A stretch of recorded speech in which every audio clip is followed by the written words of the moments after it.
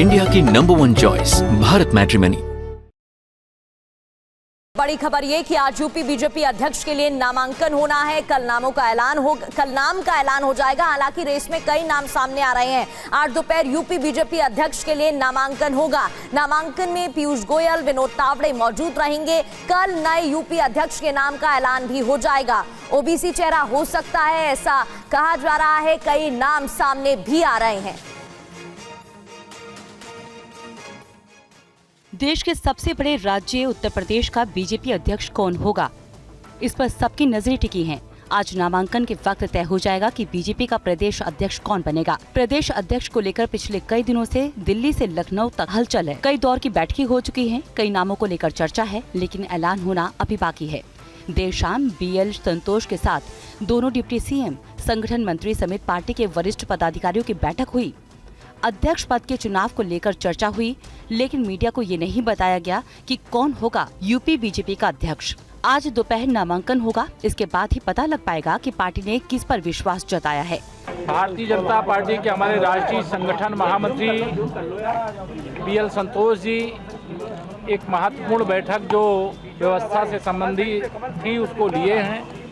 बैठक में हमारे प्रदेश अध्यक्ष श्री भूपेंद्र चौधरी जी, हमारे संगठन महामंत्री श्रीमान धर्मपाल जी, हमारे दूसरे उप मुख्यमंत्री श्री ब्रजेश पाठक जी और हमारे सभी महामंत्री, सभी प्रदेश पदाधिकारी मौजूद थे। और कल नामांकन की प्रक्रिया होगी और परसों अध्यक्ष के निर्वाचन की घोषणा की प्रक्रिया होगी।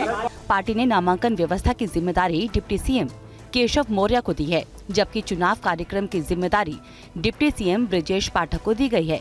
अध्यक्ष चुनाव के नामांकन के वक्त विनोद तावड़े और पीयूष गोयल भी लखनऊ रहेंगे। फिलहाल जब तक ऐलान नहीं होता है तब तक कयासों का दौर जारी ही रहेगा। बीजेपी आखिरी समय पर चौंकाने वाले चेहरों का भी ऐलान कर सकती है। आगे बढ़ते हैं। मध्य प्रदेश के मुख्यमंत्री मोहन यादव ने 2 साल की उपलब्धियों के बारे में जनता को बताया है। उन्होंने कहा कि राज्य में नक्सलियों का खात्मा अब हो चुका है। हर क्षेत्र में मध्य प्रदेश का विकास हो रहा है। मोहन यादव के नेतृत्व में मध्य प्रदेश हर क्षेत्र में आगे बढ़ रहा है। सालों से चल रही नक्सलवाद की समस्या को मुख्यमंत्री ने जड़ से मिटाने का काम किया। प्रदेश लाल आतंक से भयभीत था, अब वहीं नक्सलवादी सरेंडर कर मुख्य धारा में लौट आए हैं। बिजली की समस्या से राज्य को निजात दिलाई है। सड़कों का जाल बिछाया गया। उद्योगों का निर्माण निरंतर जारी है। धार्मिक स्थलों को शराब मुक्त कराया गया। 1 साल के अंदर 10 दुर्दांत आतंकवादियों के समान या नक्सलाइटों को हमने ढेर किया मैदान में, और ये संदेश दिया कि आप अगर लड़ना चाहते हो तो हमारा पुलिस फोर्स आपसे निपटने में सक्षम है, और अगर आप सरेंडर करोगे तो पुनर्वास पॉलिसी में हम आपके लिए वो व्यवस्था कर सकते हैं। पूरे देश में सबसे सस्ती बिजली अगर कोई दे रहा है तो अपना राज्य दे रहा है। बिजली में भी ऐसे ऐसे नए प्रयोग हुए कि जिसके आधार पर बिजली के लिए सारे लोग भौचक के देख रहे हैं ये हो क्या रहा है मध्य प्रदेश। मुख्यमंत्री ने अपने 2 साल के कार्यकाल में किए गए कार्यों का जनता को हिसाब दिया।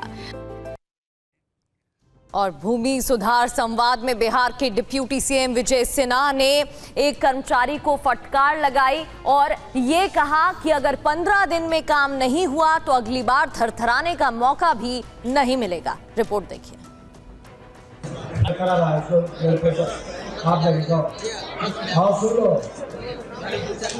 मैं कर्मचारी और सीईओ सबसे आग्रह कर रहे हैं कि मैं 15 दिन का सबको समय दे रहा हूं। अगली बार बैठेंगे तो थरथराने का जगह नहीं रहने देंगे। आपने सुना कि बिहार के उप मुख्यमंत्री विजय सिन्हा काम में कोताही करने वाले अधिकारी और कर्मचारी को क्या संदेश देना चाह रही हैं। विजय सिन्हा भूमि संबंधी शिकायतों के निपटारे में सुस्ती और लापरवाही को लेकर भड़के हुए थे। इंडिया की नंबर 1 चॉइस भारत मैट्रिमनी।